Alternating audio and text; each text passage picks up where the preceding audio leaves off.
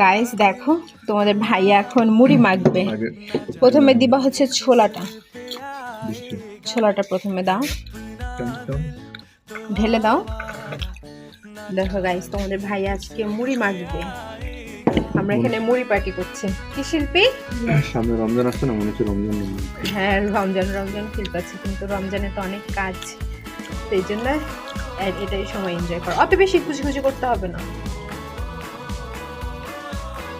দেখো গাইস কেমন অনুভূতি তোমার?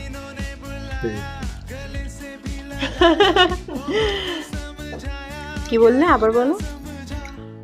এগুলো ভালো হয়েছে, দারুণ হয়েছে, সব কটা আইটেমই ভালো হয়েছে।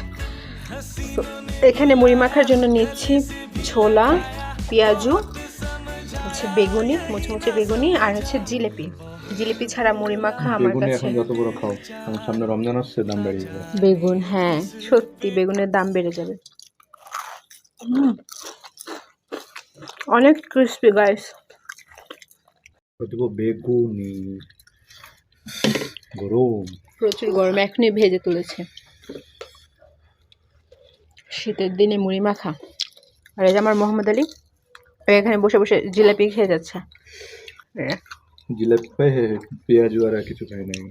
না, একটা বেগুন আমার জন্য বাঁচিয়ে রাখো।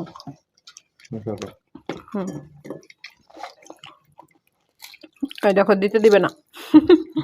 আচ্ছা আচ্ছা আরো আছে। দেখো গাইস স্পেশাল পার্ট, এবার মুড়িটা দিয়ে সবটা মিক্স করতে হবে। আমাদের দুজনের এটা খুবই ফেভারিট। আলতো করে মাখো, চটকাবা না কিন্তু।